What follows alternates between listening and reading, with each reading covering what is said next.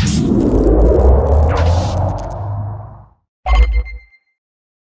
hey everyone, and welcome to another community stream. We haven't done one of these in a little while. Joined by Cheese Cutta, he's been on here before. Terry's been on as well. Ace, you are new to these streams. Today we're going to be discussing Operation 7 stuff. But as always, before we get into the topics, let's just go around the room real quick and introduce ourselves. Ace, you're the newest one, so I guess we'll start with you. I did do one actually. Remember when we did Oh, Operation 4? Was that on here or yours? Because I know we did one on yours. Actually, you were on. You had me on once. Yeah, never mind. On once. Yeah. Sorry, my bad. I forgot I did have your image saved already, anyways. No, it's fine. Long time ago, forgotten. Yeah, it's been a while. Hi everyone, I'm Ace McCloud, or Ace S McCloud, as I've had to get on some my socials. Mod for the official Gears Twitch, Twitch stream, Mixer, YouTube. And now in the Discord and the forums. So pleased to be here and joining in with BChaps and the guys. Terry, we'll circle around to you. Yeah, of course. The unfortunate current admin of the PC community Discord. Don't know why I'm still there, to be honest. I'm probably going to delete it at some point. No, I'm joking. Yeah, just good to be on here again. So it's always a good time. And Cheese. Yeah, I've been on here a few times. I think I haven't been on here since Operation 5, but I'm CheeseCutta, active on Twitter, the little bit on the forums and on Reddit. You'll see my presence. Yep. All right, so before we get into discussing Operation 7 in too much detail, I just wanted to figure out, what are you guys actually playing right now?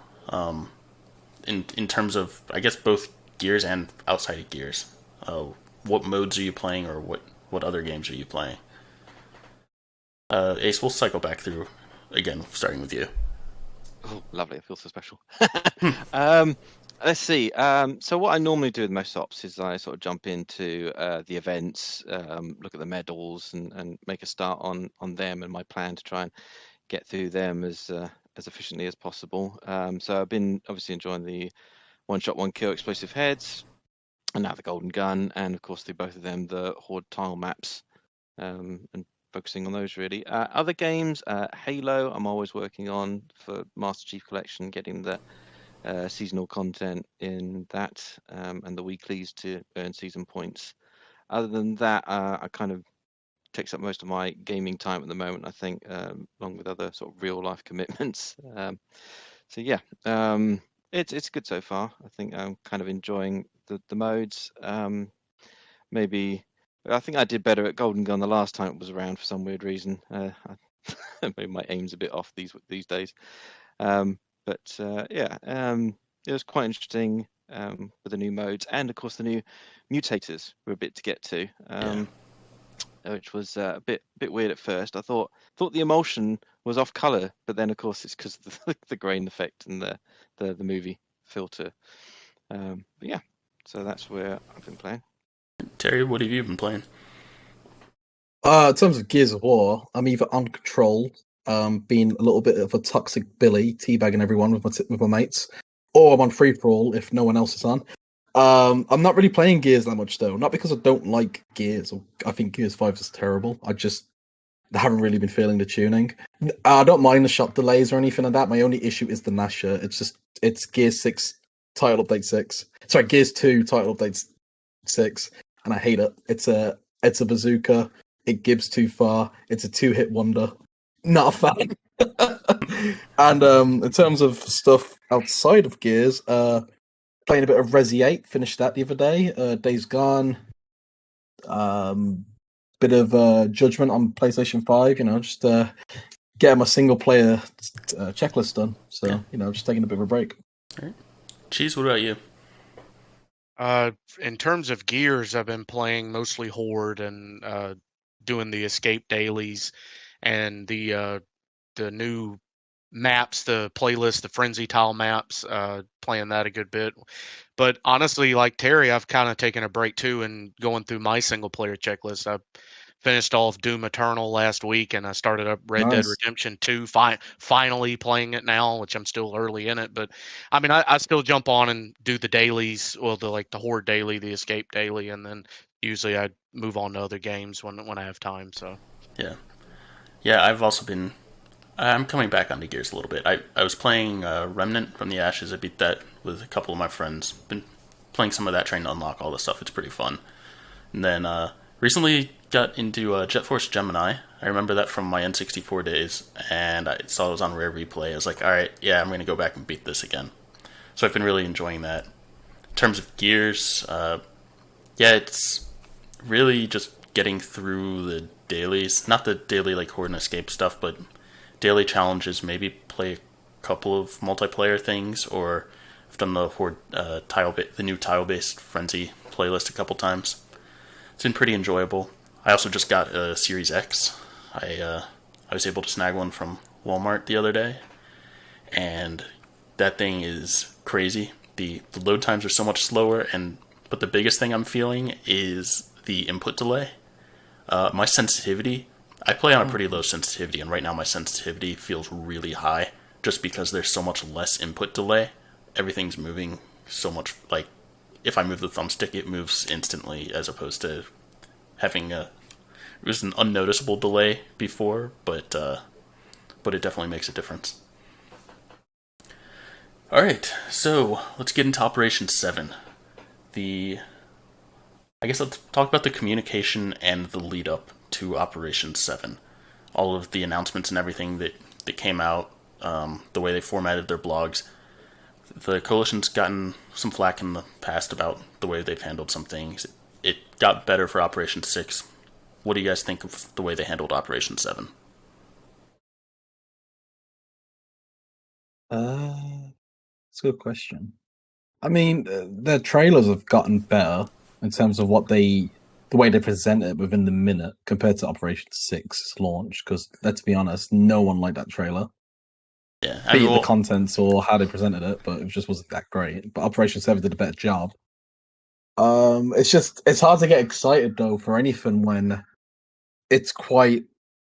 I mean, not to rag on the Coalition right now, though many people do, but it just kind of feels like the bare minimum when it comes to these updates right now, especially when we're finishing in 3 more drops. So, but in terms of how they handled the communication, I mean, it's been right. I still think they did it better with Operation 6 Drop 2, where they just did everything in one day. I would just much prefer that than just having it split across a couple of days. It's just rather just see it. But that's just me. no, I like that too. I like the way they did drop 2. They said they were going to do, I think it was like the Wednesday before, they were going to have the reveal, and they dropped the blog post, told you everything that was coming, everything, and I like that versus having the tease. We get like an image, and then we know the characters the next day. Then we get a blog Yeah, post. Then we get the patch notes. yeah, then the full trailer finally drops, and it's just staggered out over a week or whatever. But yeah, I like that too. I like everything in one simple blog post, everything all laid out, yeah, and one thing. absolutely. Like, Yeah, I ain't got an issue with the tease in particular. It's just for me, it's like they do the tease too late. Like, you should be Yeah, teasing Operation 7 or Drop 2, whatever, like a week or two before, you start showing more stuff. When you right, show it just the day before, it's kind of like, well, you may as well just show us the blog post because we know you have it ready. Like, there's no exactly. point even doing this. It's just pointless, If you're going to tease or do a trailer, yeah, at least tease minimum week before. Get people a little bit drummed up. Show a few promotional images of like zoomed in characters or whatnot to get people guessing. Because it might be, I mean, with some characters it might be obvious, but it gets people talking. And isn't Right. that kind of like what you want to drum that excitement up to get people talking and sharing? Like, oh my god, look at this zoomed in hand. I think it might be Sophia or Hoffman or whatever. But no, it's just a bit too late on that regard. It's just I I I agree on that point. I felt that way since when they were doing Operation 2 and 3. Like, get a teaser out there 2-3 weeks early. It doesn't have to be a lot. Just an image, or like you said, just a zoomed in portion of an image, just to get the ball rolling, people talking about it and everything. Instead of we get all the way up to the Tuesday before. We know you got everything ready, and they act brand new, like, oh, we're here's the This Week in Gears, and then okay, here's your image Tuesday, and then Wednesday, well, here's 30 seconds of the trailer, and then the blog post to be Thursday, and then patch notes to be this, and it's just all just get it out there early. Everybody knows it's coming the week before, and then boom, hit everything on one day. Exactly. I agree. I think my biggest disappointment from the way this one was done is that one, they put out everything earlier in the week in a big blog post. That was fine, but then they didn't have a developer stream that Thursday. Which, like the Thursday right before the thing, I really feel like a developer stream to answer some of the questions or go into more details about some of the stuff was really needed. And that kind of leads into the other thing I was disappointed in, and it's they left a lot of like open-ended questions, and it wasn't the type of open-ended questions where it's like, oh, you just have to wait and find out. It was more of a, they're just missing some information, and there's a lot of stuff that people are still asking about. We'll talk about PvP and stuff a bit later, but like, just to give the example, the whole leaderboard system and skill-based matchmaking and everything that goes on behind the scenes for that, a lot of people are wondering how that all works, and a lot of people are still wondering how a lot of it works. We'll talk about that a bit later. But there was no information on that, and that was a really big change, at least the way ranked functions. It was a huge change for this operation, and they gave like one paragraph saying, oh, hey, we have leaderboards.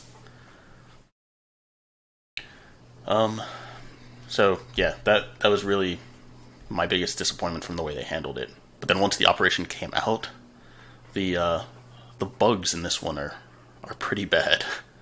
They always come with bugs when they have an operation, but Makes you wonder about the QA team, doesn't it? quality was not assured.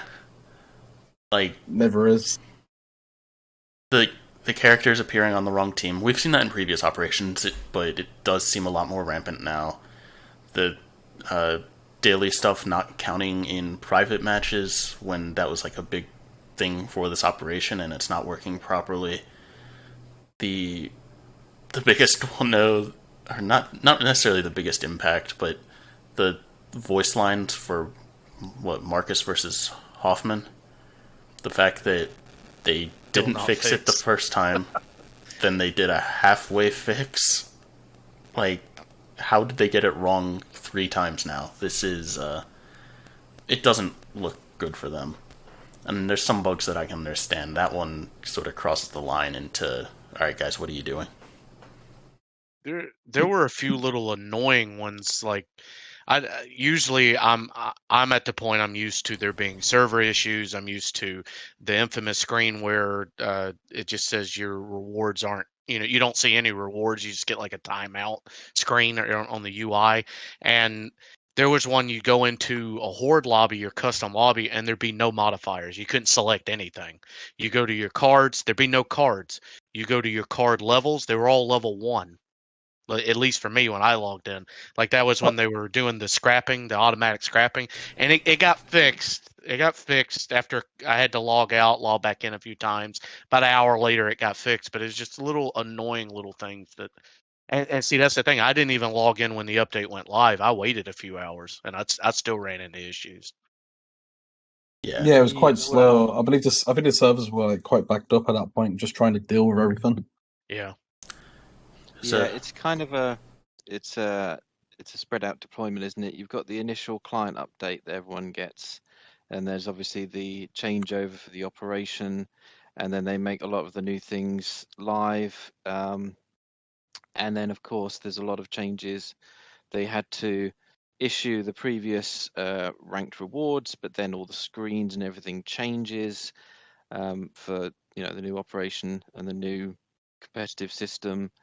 And obviously for those who were at home at the time and on the console, and they could start the game up, close the game out, start it back up again, do it a couple of times, you could sort of get all your rewards and things. But obviously some people weren't able to do that.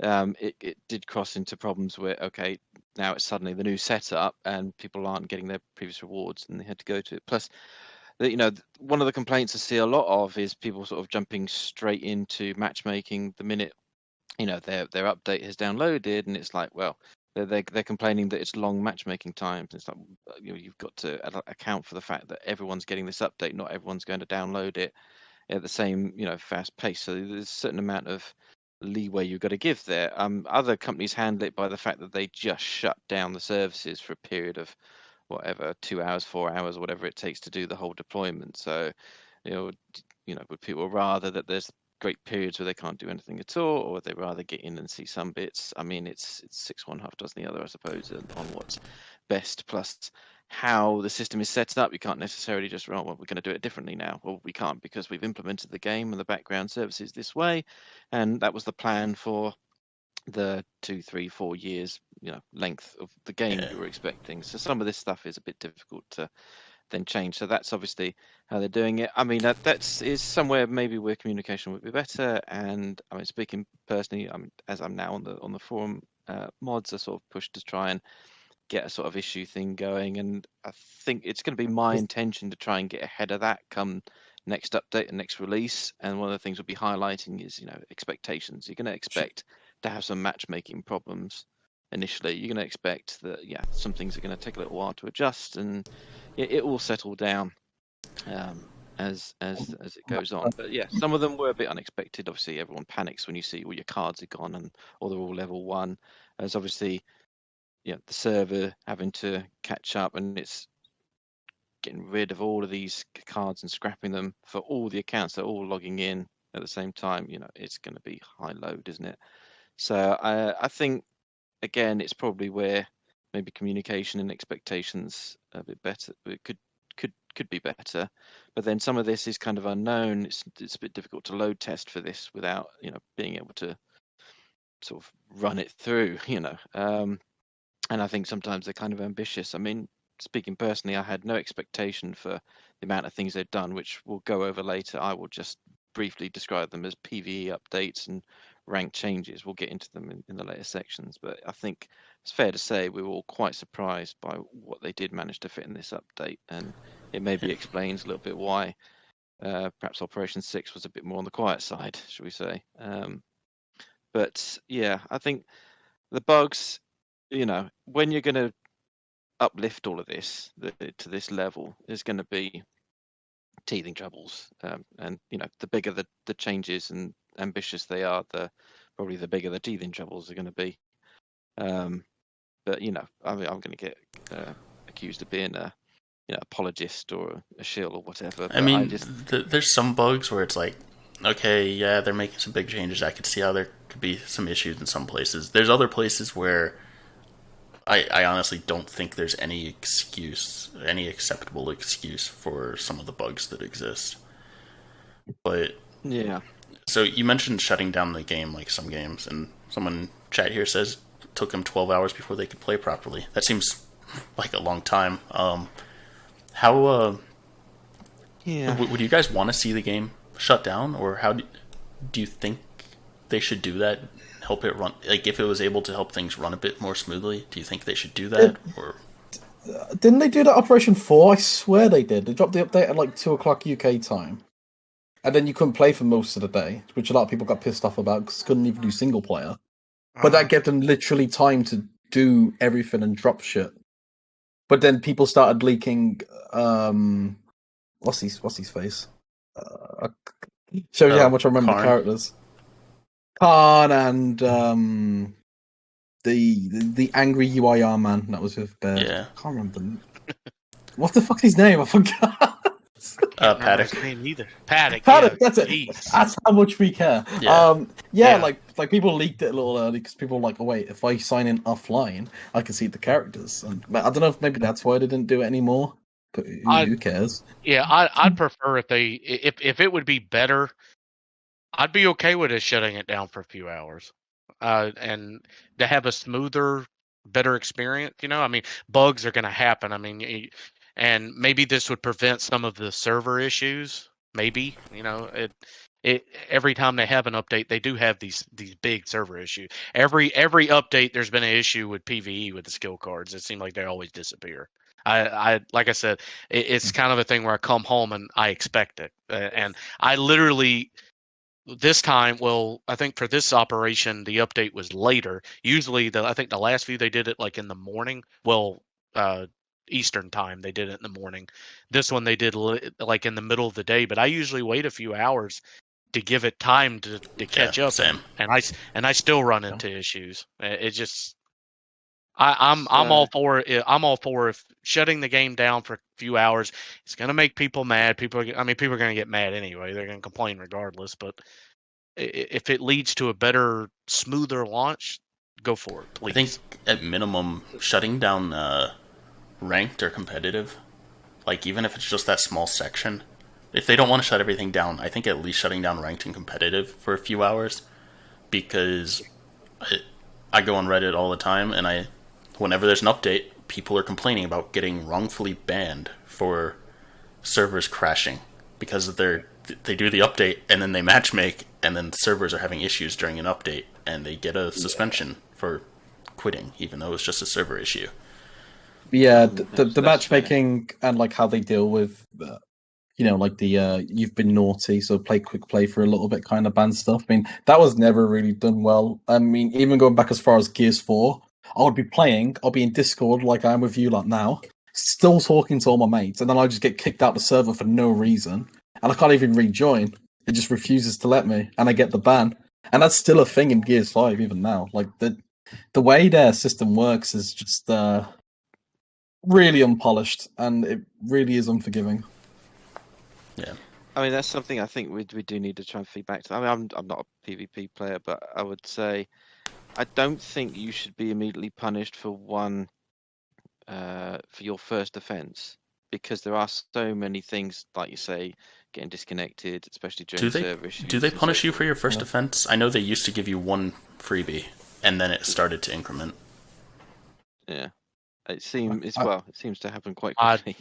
haven't. I done can't it, remember. so, yeah, I think something like MCC would be a good compromise, where your first time out you get a minute ban. It's like, don't be doing that, boy. You get a minute ban to your matchmake.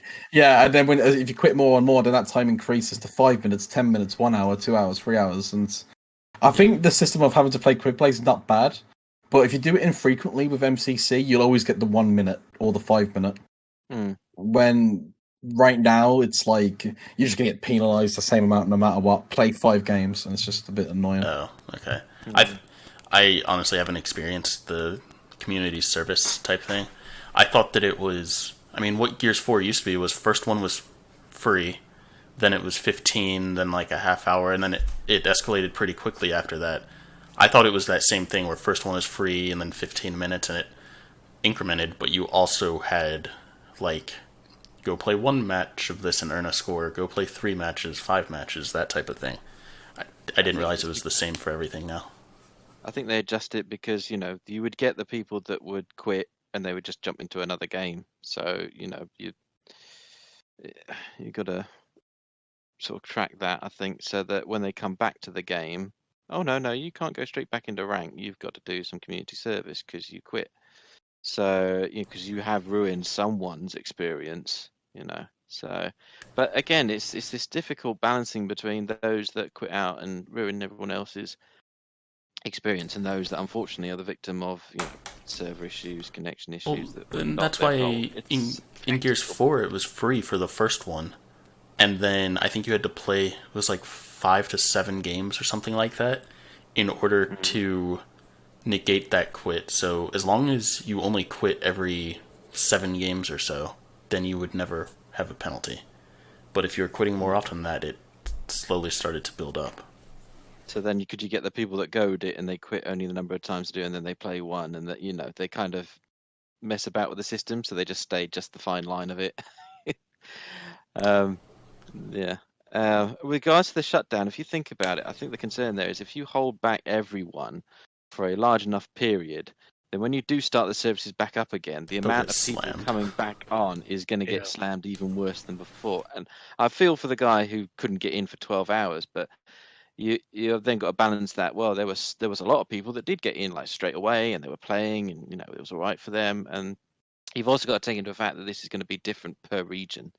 It's going to be completely different experience all round. Some of them, it's going to get absolutely hammered. Other ones, it's like barely even noticeable. Right.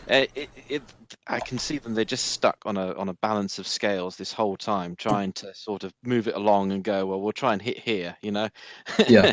You've got two bad decisions to make, and you're trying to pick the lesser evil or hit it in the middle. And sometimes they get quite close to the bullseye, and other times they're kind of veered off quite a bit. Yeah.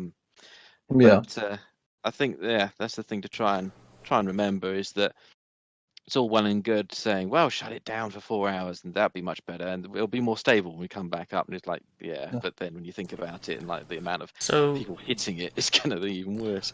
So shut it down, then after an hour, open it up to campaign. After 2 hours, open like quick play.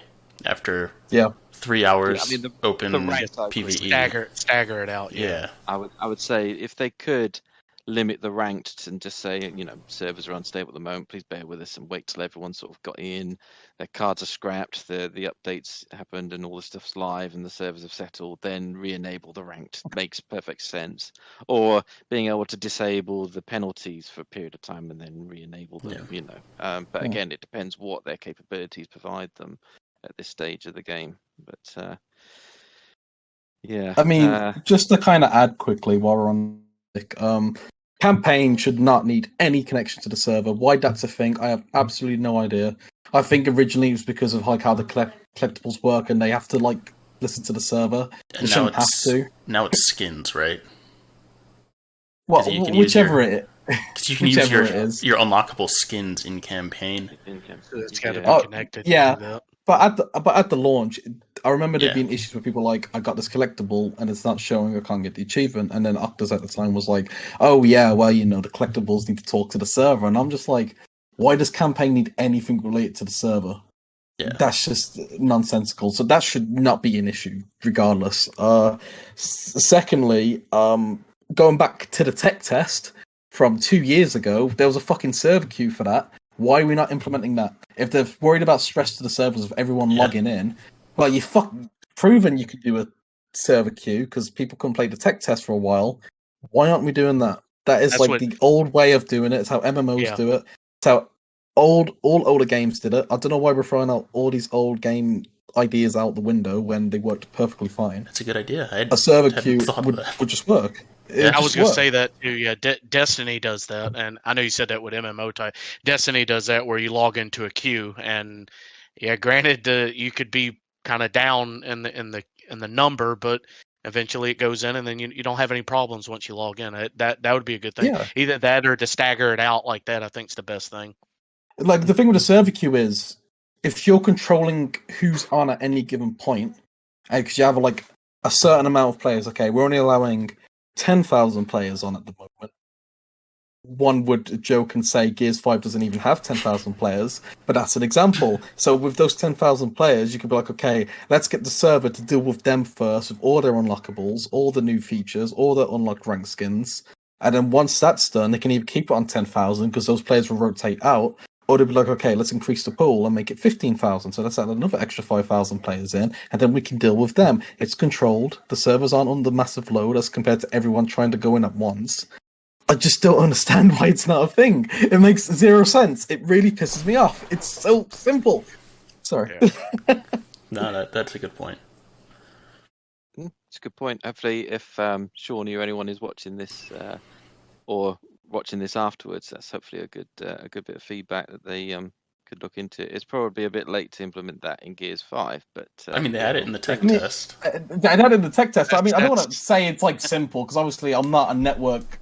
That's not my expertise. But they have the system. They had it. Surely they can re-implement it, and surely it'd be easier on them because surely controlling who's on the game is better than letting everyone in straight away and then just having these server issues. Because I'm still having issues now with the matchmaking where I'm not even getting my results at the end of the game. Always telling me don't panic, and it's like, yeah, but it's over a week. Why is it not fixed? Yeah. I mean, I'd say that's probably fair, and it's maybe something they should consider in future titles. I mean, if we're looking to new suggestions, I'd say that 343 have made great strides and improvements when it comes to the Master Chief Collection, and I would say it's something they should take away from that and seriously consider for future Gears games to do a kind of secondary install of a flight, I think they refer to it as, whereby Yes. you through the insider, it's basically an entire separate game that you download. It's usually part, not the whole game, but the part they're specifically working on. So it would be, multiplayer, it would be ranked, it would be maybe PvE horde, or it would be escape, it would be whatever they're looking to alter and change and get feedback from, and then that could, you could be opened up to specific insiders, such as like BChaps for PvE and horde and stuff to get feedback from, and the rank stuff for the various names on Twitter, and even also the competitive side of things as well, and get their feedback on it. I think flighting definitely seems to be very useful, and I think it's a bit better to give them a chance to sort of try this stuff out. I mean, I know they've tried it with like developer playlists and things in the game, but they don't seem to get the feedback and get the actual information there, and then when it goes live, then it seems to be a lot of people are quite angry at what's happened or what that knock-on effect has had.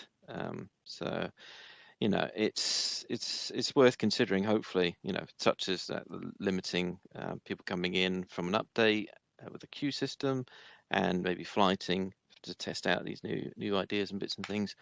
I think I do hope they take it forward into the next one. But then I think we all hoped that they took a lot of feedback from Gears 4 into Gears 5, but I think a lot of that was kind of put aside for It was the kind of vision forgotten that about. I think for the vision that the studio heads had at the time, which unfortunately did not gel with the community, which they have acknowledged and they have gone back on. And it's fair to say we've got to give them kudos to say that for the past year and a half now, they have been walking things back and trying to fix a lot of these issues. And if the game launched in this condition now, I think there's so many.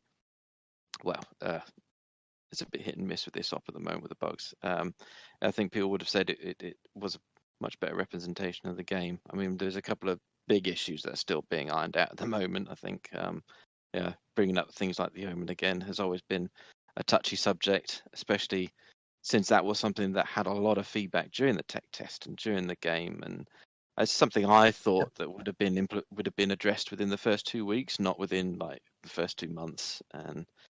But it's a bit difficult to go back on that. They have apologized many times and they have made changes, improvements to it, and I just hope that this is remembered in the next one. They do take it along with them and continue to come up with some of these improvements and suggestions that we're kind of sort of throwing out there and the community's throwing at them. I think the problem they have is they do get an awful lot of criticism that is just very malicious and rude and not very constructive at all, really. It's no good just telling someone their game's shit. You've got to be constructive and give some information. You've got to offer some suggestions. You could say, I just don't feel it, I'm not feeling it, and I'm not enjoying it. That's fine. But if you're criticizing it, you've got to try and give them something to work with. And it's clear to see that Michael Shannon and Jonathan are really passionate for the game, and they have made great strides in the last several operations. So you've got to give credit where credit is due. There's passionate people in the coalition. In my opinion, I think the issue is a couple of things. One, Gears 5 had a rocky launch due to differences between creative vision and what the player base wanted.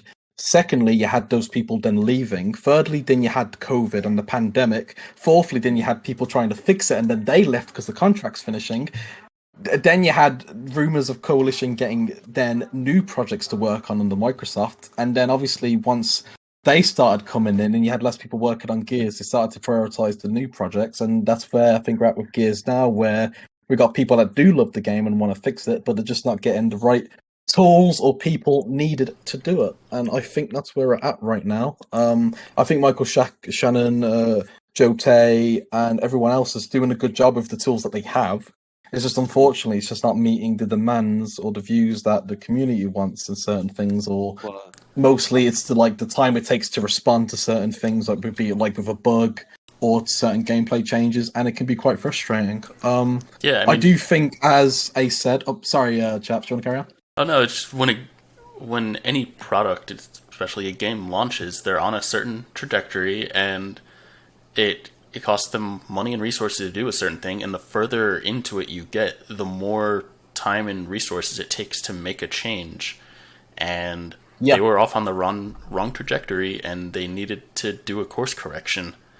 But that course correction comes at a time when their resources are a lot lower, so it's harder for them to do, and a lot of it's just not going to happen. We can see them Yeah. starting to course correct, but I mean, it's never going to get to where or where it sort of should be, but they are course I mean, by the time they started and the time they were finally progressing, in my opinion, it was just too late, because once the new project started flooding in, let's be honest. I mean, bringing Z up, like you mentioned it before, a couple of operations back, I believe he's kind of said like, well, it's gone into maintenance mode now, and I don't think the game was going to be there yet, but I can definitely tell that devs were getting pulled away from Gears because of those other projects, and it makes sense. Like when it comes to development teams, internal prioritization can change within a week. That's why you get cut content of things that are just floating about that never get finished. From the stuff that got leaked with Gears 3, I can tell you right now, I mean, I'm saying this because this was leaked. We have the build. There was a whole entire DLC campaign with Ty as you played as, and it never got released. It never got finished because processes change, things happen, what can you do? Like, there's probably hundreds of stuff that didn't get released with Gears 4 either. In terms of like how they respond to feedback, though, I mean, as Ace brought up, with MCC, they have the flighting program. A load of other games do technical test servers, Siege, PUBG, probably some other stuff that I can't really think of right now. It'd be perfect opportunity to actually show people the new content, give their feedback on the new content and any gameplay changes, because then they actually have time to respond to that and fix it before it comes out. Like with MCC, you can even see all the new skins coming out. They don't hide it; they show it, and then people give feedback on that. For example, all the Halo Online armor that's coming to Halo 3, people complain saying that looks too Halo 4, it doesn't match. And instead of getting rid of it, they were like, okay, we'll make a toggle so you never have to see it if you don't want to.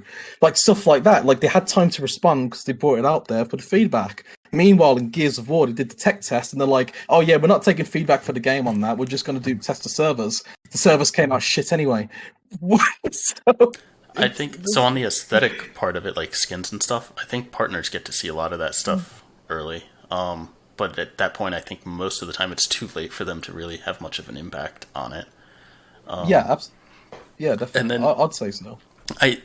As far as having like a separate server to test some settings and stuff, I kind of wonder if that's like something that they would want to do, but being we're so far into development and the game is approaching that like end of support time, it's just not something that they thought was worth exploring. Oh yeah, it's too late for Gears 5 for that, but hopefully for future Gears titles, because it is such a balancing act with the community to get. And anytime you make the slightest change, I mean, we've seen it, haven't we? When you adjust one little thing, then suddenly everything else is thrown out of kilter, especially when it comes to something like the Nasher.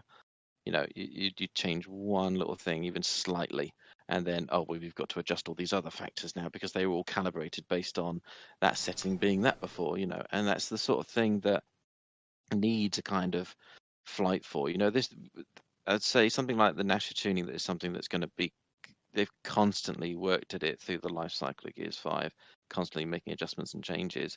That's something that you would expect more in the flighting build to be, have more updates, and whereas the regular build would only get sort of, more standard content updates, and then when they're happy that they have thrashed out a feature to its limits, then incorporate that in it. So you'd probably see less updates in the main title, but they would be, for lack of a better word, more stable. I don't know, more fleshed out, and the flight would be a bit more haphazard with the changes, and and then you've got the expectation that people then will then go, yeah, well, it's fine, it's a flight, it's going to be buggy and bitty, and we're giving feedback, and then they're correcting as they go, and people aren't going to be going, it's a dreadful game, it's horrible, not because it's a flight. It's a flight, mate. What are you expecting? It's beta, it's testing. It literally is, So I think that would be perhaps a better way of dealing with it, and would maybe curtail some of the negativity a bit, or not all of it, obviously. Well, but, I think something that would curtail the negativity and be not as effective as a flight, but like be easier to implement is just better, I'll say, communication between not the community team, but the actual like people making the decisions, having discussions and better explaining why they're doing what they're doing, or if the community has a suggestion that it's something that they don't want to do, explaining why they aren't going a certain direction. Like I've had discussions with when Ryan used to work at the studio. I disagreed with a lot of the stuff he did, but I respected him as a person, and I've had some good conversations. I had in-person conversations with him at an event, and one of them was about Guardian and the way Guardian spawns worked. And you remember in Gears 4, Guardian spawns sucked at launch. They got a little better later in the game, and then they finally fixed it in Gears 5. It was something that like the community kept pushing on one side of it, and the coalition just kept saying they weren't changing it, but they never really explained why they weren't changing it. And then I had discussions with Ryan at an event about it, and I got to understand. I disagreed with him, but I got to understand his side. And I think by the coalition having a developer who's able to have a discussion and explain their side of things a lot better, even if the community disagrees with it, as long as the community can see where they're coming from, they'll be able to. They might not respect the decision completely, but they can respect it more than they did when they didn't know anything about it. And I think that's a big thing the coalition has to gain. It's just that transparency, isn't it? Yeah, I think that should be a bigger focus on the dev streams, not with Gears 5 anymore, but going forward is that like too many times it's too much of a hangout session, which is fine, but we get the regurgitated questions. They don't talk about future content. The 85 questions about maps. I want this skin. I want that skin. I want this skin. Have more developers on, incite more conversation. Because when you had Jonathan Taylor, when you had Jamie on there talking, you get the insight, you hear their thoughts, why they did this, why they're doing this, why they're going that way. It's great. You have Michael Shannon on. Michael's like the best guest they've ever had on it. And because you hear his passion, you see his passion, you hear his thoughts and mindset behind stuff. I feel that should be a bigger focus of the dev streams, not the we don't talk about future content streams. I have emails going to Jack Felling when she ran the community team, going to Adam Fletcher when he ran it, to Dana when he ran it, stuff to Octus, like all community feedback things. And one thing that was the same across all of those is saying, have fans and developers on the stream together to have a two-way discussion and discuss these types of things. And the community team has come a really long way since Black Tusk and then into the Coalition and stuff. It's come a long way, and they've made a lot of great improvements, and transparency is definitely improved. It's still not to the point that I think it should be, but it's improved. But that is one of the biggest things that I've been pushing for that I still haven't seen any movement on. The closest thing we've had is really this stream, when there has been a couple times when we've been able to have Michael or Dana on the stream. And those went over pretty well, I thought. And yeah, Johnny in chat saying, put Terry on a dev stream. I'd love to see that. Having not have they will never have me on a dev stream. I have the biggest sailor's mouth ever that I can't control. And also I just choose blood because I don't give a fuck. So no, that's a bad idea. Yeah, you've got to imagine that what we see are the developers and the community team, but you've got to imagine there's other teams. It's a company, and what other teams do you have in a company? You've got HR, you've got marketing, you've got legal, right? And they're all doing their nut when someone suggests something along those lines. Like, wait a minute, who's this? You can't have him on an official stream. Is he going to say something? Exactly. Okay, well, but so their hands are tied in some respects.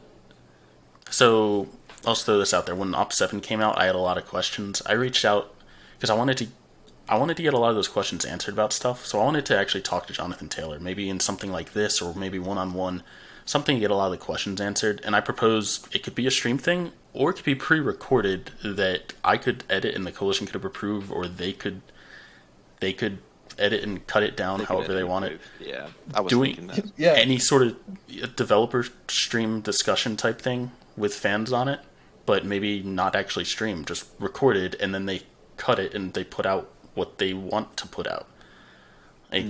Anything to get an actual discussion going.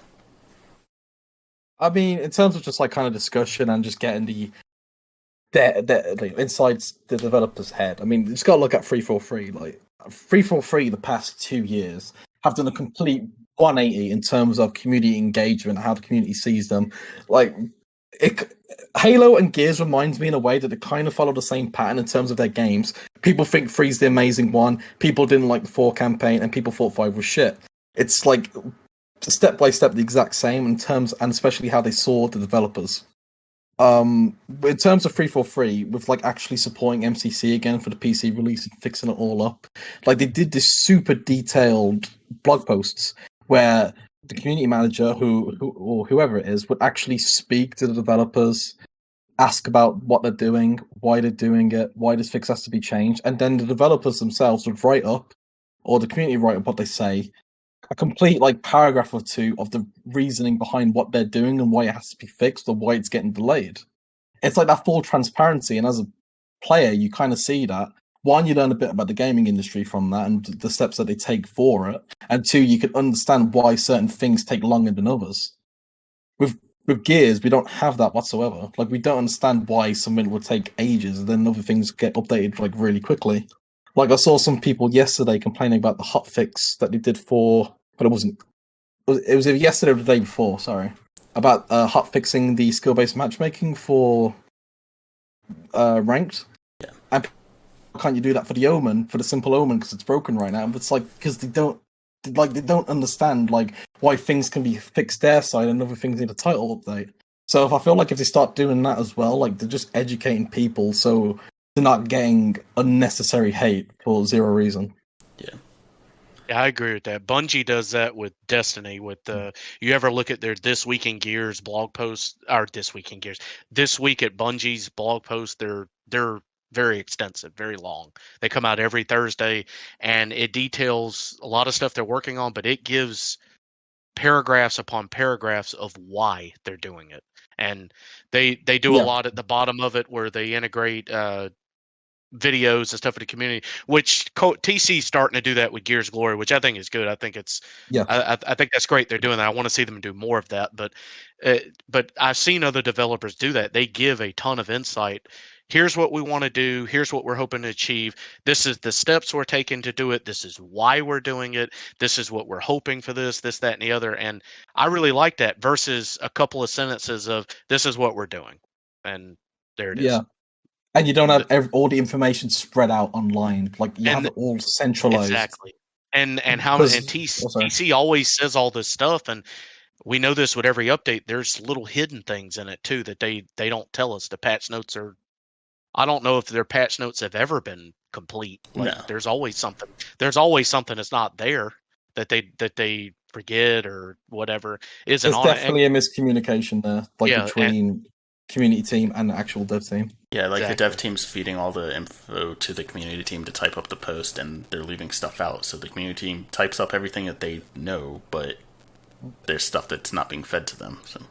Or the stuff they've been told that's wrong, like Hoffman being fixed with Marcus's voice lines 3 times, and it's not been fixed. And like for instance, they came out with all those patch notes and the blog posts and everything, and got online and found out that Classic Horde was in custom lobbies, and there were actually options within it. Like, why wasn't that in the blog post? Well, that was a big thing. I felt like a big thing that should have been in there. There's a whole bunch of little. You can't toggle anything on the options yet. I wonder if that's something coming. But why was there no word about that? I'm sure there's plenty of other things in there too. Yeah. So let's move on a little bit. Let's hit on PvE. So, Cheese, you're probably the biggest PvE guy here. What did you like the most, or what did you like or dislike the most about Op7 so far?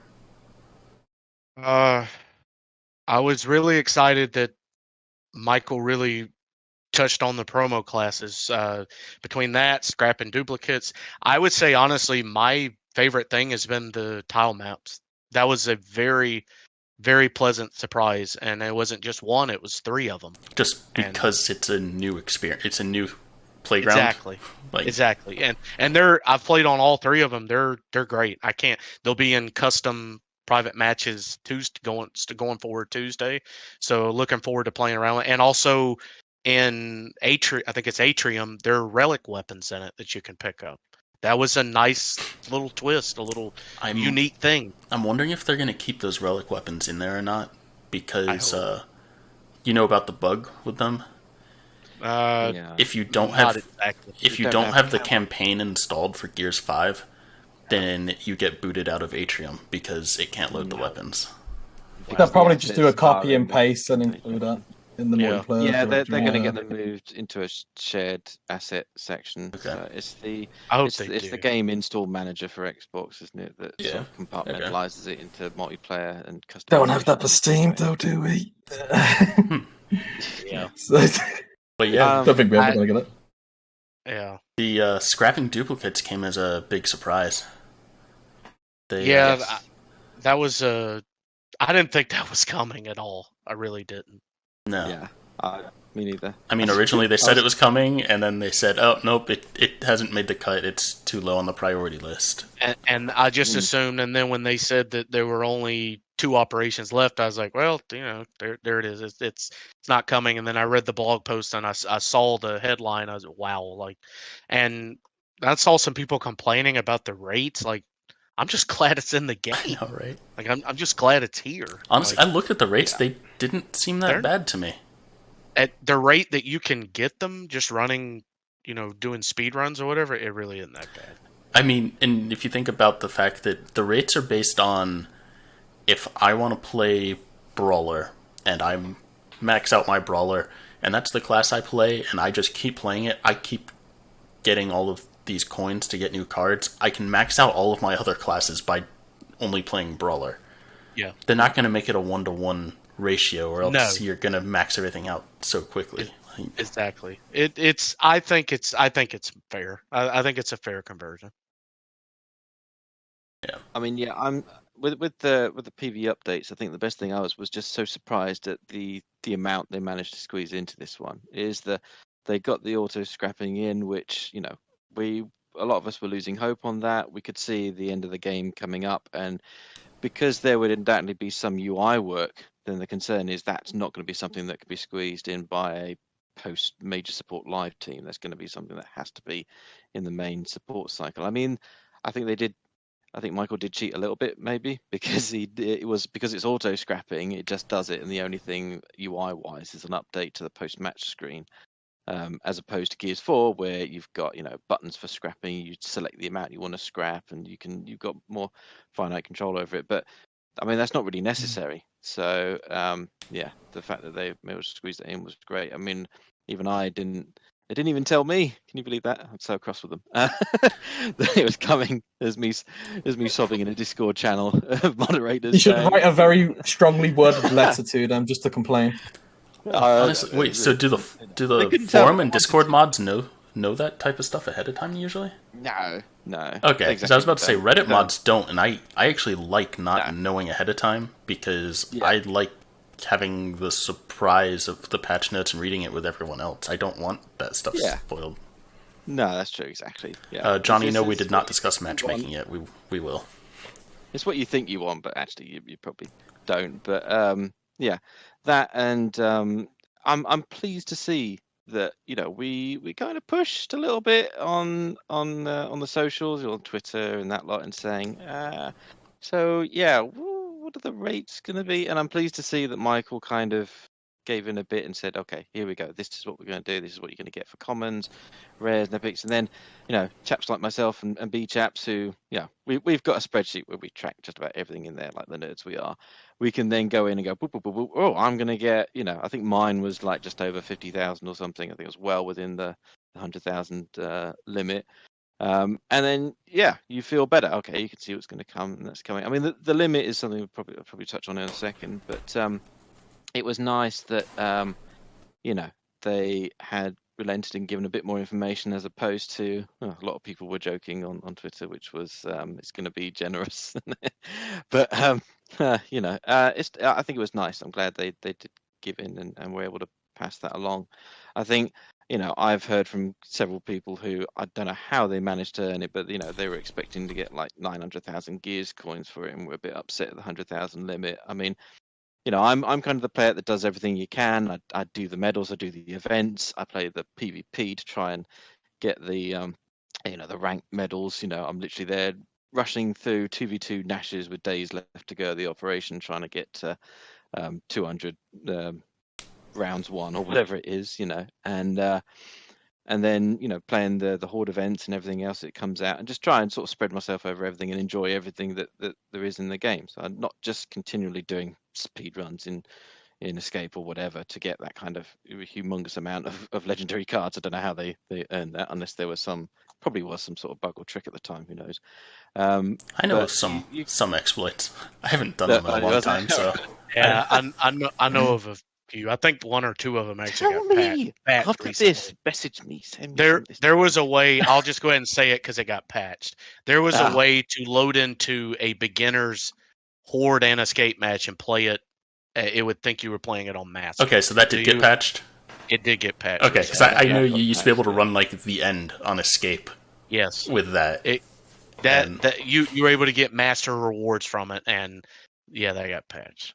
Yo, what the fuck? I didn't get all this. Hey, why someone sharing this information for me? I never used it. I did try to see if I could get it to work, but I never did use it. So okay. I wasn't going to use it. I would have just let them know. Obviously, you had to have multiple people to do it. Yeah, I probably ran that like 20 times or something like that on the end escape. I mean, 20 times it might sound like a lot, but it's really not that much. And there was a bug. This got fixed in the escape hive forever. That a lot of the enemies never spawned in the second act, so you could literally just. There were supposed to be like 3 or 4 encounters, and then the end once you close the doors. But there would be like one encounter, so you could just run right through it. That's the other thing. Surprise in Escape, wasn't there? They fixed the ones with all the doors. Well, most of them. There's one that they've then. I heard the Escape has a really annoying beeping noise now. When you go into the decontamination room, yeah, I've heard it. Yeah, right. It's quite fast now weird. Getting through there. It's like extremely fast now. They fixed that too finally. Yeah, thank you. Yeah. So you mentioned the promo classes. That came as a surprise to me. Being that was another one of those things where they basically said no, we're not doing anything. Yeah. He had said he wanted to focus on events, which is fine, and we got him, and then and enemies and things. Yeah. I haven't read. I didn't actually read the detailed patch notes because I didn't care too much about those PvE, or I didn't read the PvE updates for the classes because I didn't care too much about those. But it seemed, just skimming through, it seemed pretty extensive. Like, a lot of changes. Yeah. Michael's the lead for PvE, so at some point you've got to look back at what was said and for Op6 and then the start of Op7, and you can only make only one out of a few possible conclusions, which is either that dude crunched like no one's business to try and get all this out in time for Op7, in which case he deserves, a round of drinks and pizza and whatever his favourite thing of choice is, or they were unfortunately sort of sort of saying no, we're not doing that because they couldn't guarantee it was going to make it in time. I mean, I like to think the poor bloke sort of crunched half his life away to do that, and he deserves a round. Isn't he the only one working on PvE right now? I don't know exactly. We don't know. I only say that because of the class change from the characters thing. If you remember that a couple of ops back, I remember he saying on stream he was the only one who worked on it. Yeah, so that really makes me think like he's just like the only one doing PvE because even he himself did the Locust. So yeah, I've heard he's the only one doing PvE, but I also wonder, like, he's got to have some level of support, right? Yeah, QA. That's a good amount of support right there. Coalition, isn't it? So was there anything else about PvE that you wanted to bring up? It seemed like it was a pretty solid operation for PvE this time. Yeah, and they actually changed mechanics. That Michael had said that I think maybe it was on the Tac-Com stream was on. He had some ideas for like a turret to have the actual man turret on it. He actually changed the ultimate from the worthless tracker balls to a man turret. It is. I've only tried it a few times, but it's pretty neat. Like that was a nice surprise too. That like I did not see. I didn't see the tile maps. I didn't see scrap and duplicates. And the promo classes. I'm greedy. I still want maybe a little bit more for some of them, but if that doesn't happen, if it stays as it is, that's fine. But I'm yeah, I think it's great. And of course, I'd love to have more of those tile maps. Michael, please, thank new you. tile maps, and one of them's got the relic weapons in with their abilities. I Yeah, mean, Yeah. Michael just he best work yeah, there, or his team. amazing. It is amazing what he managed to cram in. It is incredible. I mean, I Yeah, suppose you've got to think that he probably had some time from Op6 as well, but then he was implementing in the locust enemies and their new abilities, and as I'm sure a lot of people have experienced, those palace guards are quite something to be trifled with. So yeah, there was a lot of effort there, and I think the intention was to try and get Lambent in around the same time, but it needed a bit more tweaking. So I mean, we might have had them a little earlier, maybe they were kind of you could say a bit of a later edition, but were from Op6. But the amount of work there is incredible. So I mean, Yeah. I'm just afraid that people kind of focus on the negative and they skip over this and forget about it quite quickly. But it is incredible what he has managed to achieve in relatively short periods of time. It's extremely impressive. And yes, also as you said, they changed the mechanic ultimate to the turret. I mean, everything's not perfect. Some people say they rather the balls in escape were a bit more useful than a turret. yeah, It makes you a bit, but 6-1 does it. And I've used it a couple of times, and I'm really unlucky. Whenever I do it, I get down by something, and then yeah, when I get back up again, I get on the turret, and it doesn't seem to fire or do anything, and it's like, oh, this is Abyss again. But that's when we sort of segue into the QA side of things again. But yeah, I mean, I do like the new maps, and it's nice to see, Atrium and Command and Turbine, and they're very reminiscent of their tiles used from Escape. They're very nicely laid out. They're very cosmetically very nice, and the only I hate to be a downer, but the only thing I would say is there's possibly not a huge amount of longevity in them, because when you go into them, you can see in each one there's a kind of that this is where you're kind of intended to set up. I mean, especially yeah, with Atrium. I mean, that's where the relic weapons are, and you've got the kind of yeah, sort of barrier of the map design to give you some sort of protection. And again, with Command, it's very similar. And again, with Turbine, I mean, you've got a high advantage point. Why would you exactly. go down anywhere else? So, I mean, there'll be some people that go, "Hi, I managed to do Turbine from down to the bottom." Okay, if you enjoy that kind of thing, or I managed to do Command from down around the corner. I was like, well, kudos to you. You're making the challenge harder for yourself, and you're doing it well. But even the taps that when they pop up, they only pop up in the same sort of space. So you'll get them in a different order, but they're only going to be in that same one space. So I do think longevity is maybe not there. But I mean, when you consider the amount of other stuff that got squeezed into PvE, the fact that they're in there at all is a miracle. So you can forgive the fact that these are probably sort of quick shot horde maps, if that's a thing you could say. A bit like Overload, Abyss, and Railline are kind of, again, they've got the same sort of thing that you expected generally to use one or two setups, and they're small maps by design, but it's still nice for their implementation, I should think. Yeah, So I think PvE overall there was a lot of stuff that people wanted to see for PvE, like the promo class buffs, scrapping duplicates, classic horde, all that type of stuff that people wanted, but we were pretty confident that we weren't getting it from things that Coalition said in the past, that we just ended up getting this operation. So yeah, I think it was a case of people didn't have very high expectations for PvE going into Op7, but it wasn't just like pleasantly surprised. It was like, holy crap, this is a really nice surprise. Yeah, my reaction was I was at work when I went through the blog post, and I was just like, "Holy what?" Everybody's looking at me like, "What?" They didn't know what I was doing. Like I'm just like, I kept reading. I couldn't believe it. Like scrapping duplicates, new tile maps, all this stuff. And I was just like, wow. I didn't even care about the versus PvP stuff. I just all this PV stuff. And I know we're gonna hit on it later, but I'm curious. Do we still have 3 drops left? What else does Michael have up his sleeve? Like, Yeah.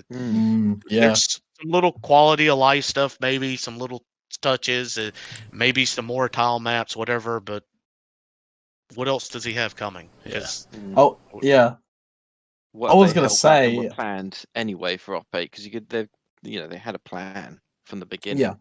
or from their what did they call it, a summit? They must have planned out the remaining ones and got an idea for it. They planned when they wanted Hide Busters DLC to come out, for example. Exactly on the sort of year anniversary. So you've got to imagine they've got a sort of end game thing in mind, haven't they? So it'd be Yeah. interesting to see what they have got for Op8, or it may be bug fixes and fixing some of the stuff they got in 7. I mean, I think you can, when you look back at how much of a big change, especially with the PvE, and the next topic, I presume it's the next topic we get onto, which is the ranked comp.